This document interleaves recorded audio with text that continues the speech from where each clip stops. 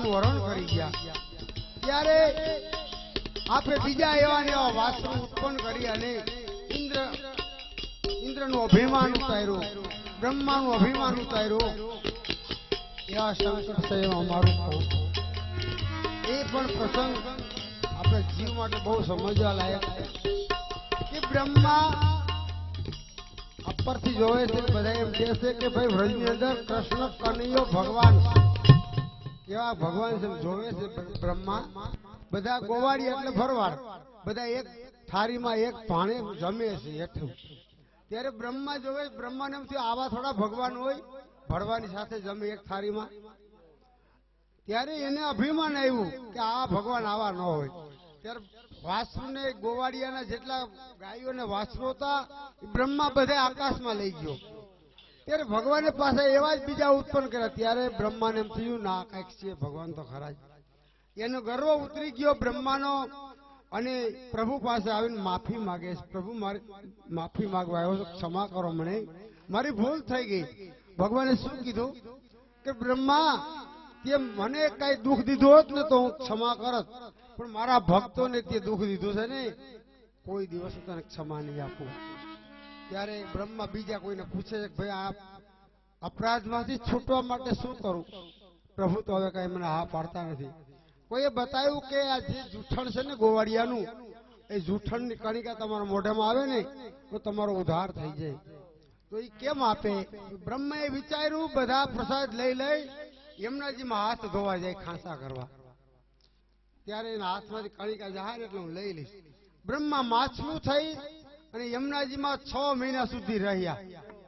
ગોવાળિયાને ભગવાન ના પડી કોઈ યમુનાજીમાં હાથ ખાંસા કરવા જતા નહીં. બ્રહ્માના હરણ કરી લીધું. બ્રહ્માનું મન પાછું પડી ગયું. ત્યારે એમ થયું કે ભાઈ બ્રહ્મા વિષ્ણુ મહેશ આપણે કહીશું ને પણ ભગવાન પાસે એનું કાંઈ નથી આવતું. એટલા માટે ગયું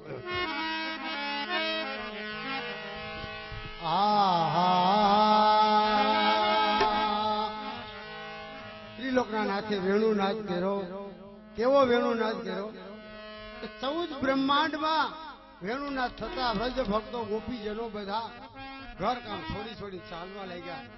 ત્યારે હું ગાયું એ વાલી વાલી વાલી તાના તારી વાલી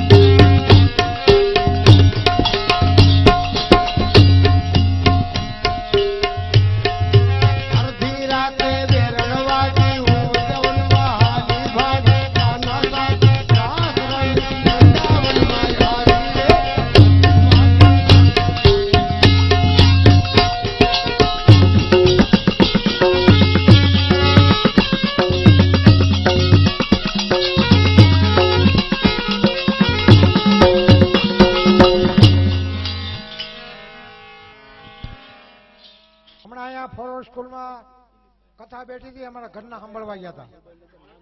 અમારા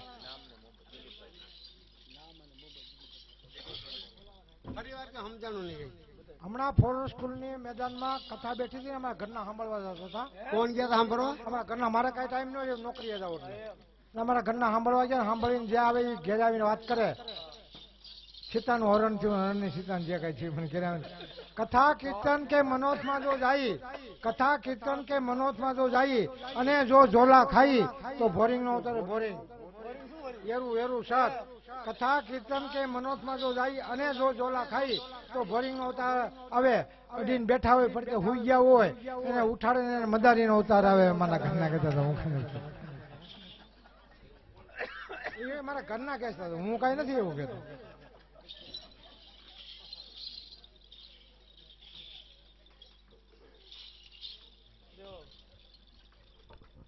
ચિંતાથી ચતુરાઈ ઘટે ઘટે રૂપ ગુણ જ્ઞાન.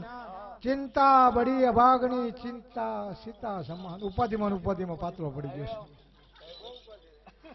છે.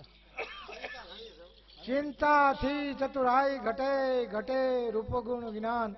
ચિંતા બડી અભાગની ચિંતા સીતા સમાન. શમશાનમાં ખડકાય એની ઉપાધિ છે. વર લાડડા તારે કાને કારેલા. લાડડી સુરે જીત્યા જીત્યા લાડડી નો બાપ હોત જીત્યા પણ કારેલા હું કામ એની ઉપાધિ છે. દૂધિયા નહીં, રીંગણા નહીં, કારેલા. વર લાડડા તારે કાને કારેલા. લાડડી સુરે લાડડી નો બાપ હોત જીત્યા પણ કારેલા હું કામ. રીંગણા નહીં, દૂધિયા નહીં, બટર નહીં, કારેલા. એ તમને કઈ ખબર પડે એટલે ઉપાધિમાં ઉપાધિ થઈ છે. પણ એવું નથી કે આ ગૌઢા કઈ મૂર્ખ્યા નહોતા. શિયાળામાં લગ્ન કરતા, ઉનાળામાં લગ્ન કરવા મળ્યા. વૈશાખ મહિનાનો ધોમ ધીક્યો, ધુબાંગ ધુબાંગ ધુબાંગ ઢોલ વાગતો હોય, બાવીના ખડકલા જોવા આવે ને ભાઈ પછી ઉસું જોઈ ન હોગે. ઓલા રેલા લે, પરસેવાના રેલા આવે, કારેલા ઈ કારેલા ઓલા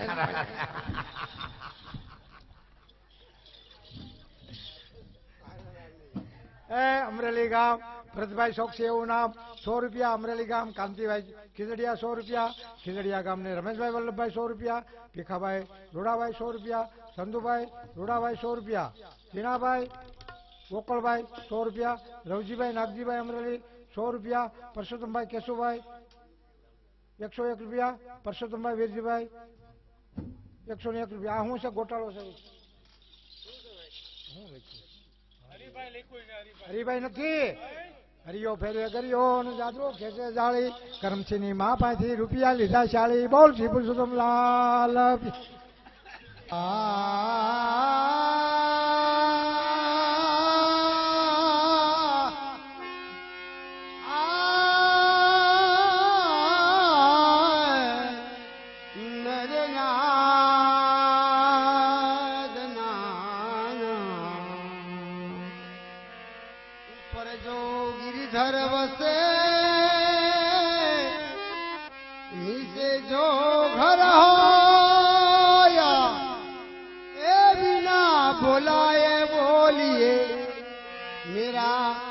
નયન નિરખત સુખ હોય. અરે છેવેલી પ્રેમની જલ સુચે કુમળાય. પ્રેમની વેલી અને જલ જો રેડે ને તો હુકાઈ જાય. છેવેલી પ્રેમની જલ સુચે કુમળાય. એ ફલ કાપે ફલ પાલવે અને થડ કાપે ફલ જડ જાય. પ્રભુની અમર વાણી છે વેલી પ્રેમની જલ શીશી સુકાય અને થડ કાપે ફલ પાલવે ફલ કાપે જડ જાય. એનો ઉત્તર તમે ઢાળી જ આપશે. હવે અમારું કામ નથી. બાપુ એવું છે કે આપણે એને જ હોઈપું છે એટલે પછી હા બસ કઈ ખોટું નહીં બોલે. મને કયો તો હું સાખી બોલી દઉં. બાકી કોઈ ફેરા ને આ 13માં ઢાળી છે. 13માં આ 13મું ઘર હજી 2 બદલી જાય.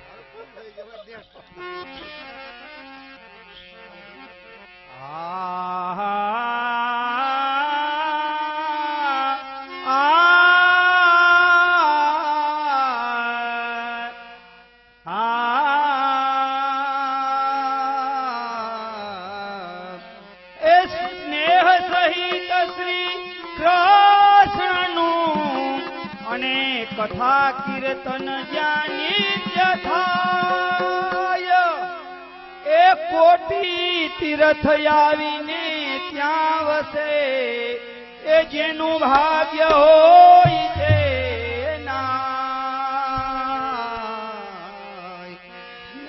નાય તેને પવિત્ર પ્રમાણો અને એ વિના સર્વને સુતકી જાણો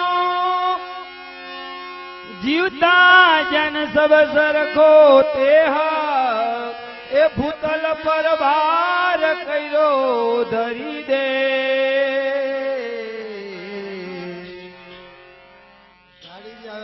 હવાર પડે થોડા ખીલા જેમ કમળ સૂર્ય ઉગે ને કમળ ખીલે એને એવું બહુ સરસ ગાયું સ્નેહ સહિત શ્રી કૃષ્ણનું કથા કીર્તન જહાં નિત્ય થાય કોટી તીર્થ ત્યાં આવી વસે જેના ભાગ્યમાં હોય તે નહીં ખરેખર આજે અહીંયા 68 તીર્થોનું સમાગમ થઈ રહ્યું છે કારણ કે જે અષ્ટસખાની વાણીનો ઉચ્ચાર થતો હોય તે 68 તીર્થોને આજે આવું જ પણ અહીંયા તો એની અંદર આપણે બધા જે વૈષ્ણવ છીએ બધા એને સ્નાન કરી રહ્યા છે કર્ણો દ્વારા સાંભળીને બીજા સર્વે સૂતકી જાણો જીવત સૌ સરખા સૌ તે ભૂતલે ભાર કર્યો ધરી દે જો જેને કામ આવી ગયું કોઈને નીંદર આવી ગઈ બધા ઘરે જતા રહ્યા ઘણા પ્રસાદ લઈને ઘણા બેઠા હતા પણ એ બધા વૈયા ગયા એને શું કીધું દયારામભાઈ સૂતકી જાણો બધા સૂતકી છે સદાયને માટે કારણ કે એને આ ભાગ્યમાં નથી ભાગ્ય બી ન કહત પઈએ સાખીમાં પણ ગાયું છે દ્રાક્ષ પકી જબ હોત હે અને કાગ કંઠ નિરોગ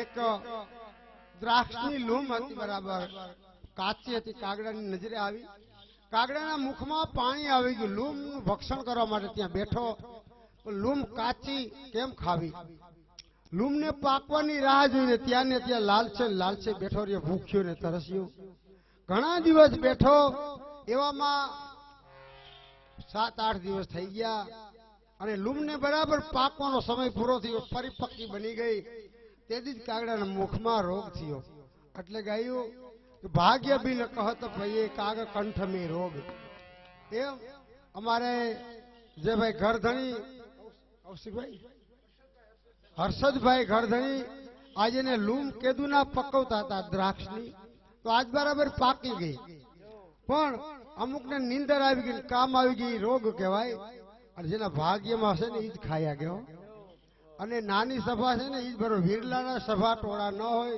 વીરલા હંસ કહેવાય હંસની સભા નાની હોય કાગડાની સભા મોટી હોય એમ જોઈજો અને હંસનો ચારો સાચા મોતીનો હોય એ વિષ્ટા ઉપર ન જાય કાગડાની જેમ તો મોતી એટલે અષ્ટસખાના જે શબ્દ છે ને એ મોતી સમાન છે હીરા સમાન છે એ આપણે આ બધા હંસ ચારો સરસ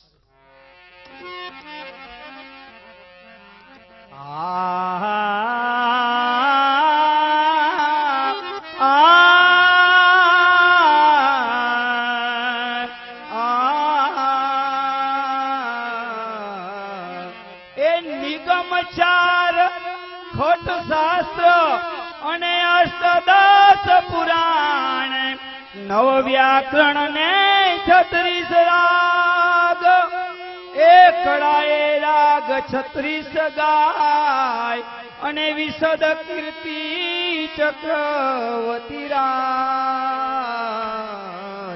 પણ જો નથી ભક્તિ આનંદ કુમાર તો સર્વ ધૂળ મળ્યું ધિકાર ધિકાર ધિકાર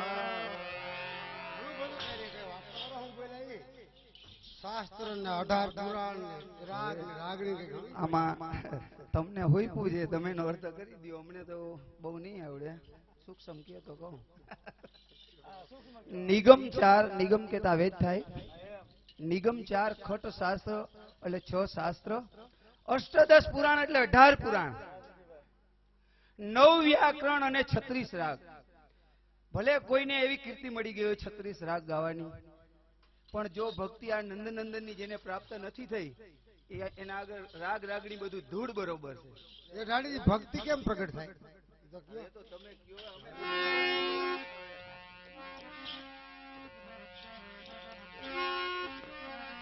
માટી ભજી લે મના ભક્તિ જો પ્રાપ્ત કરી હોય ને તો સુરદાસનું કીર્તન છે. ભજી લે મના ગોવર્ધન ગિરધારી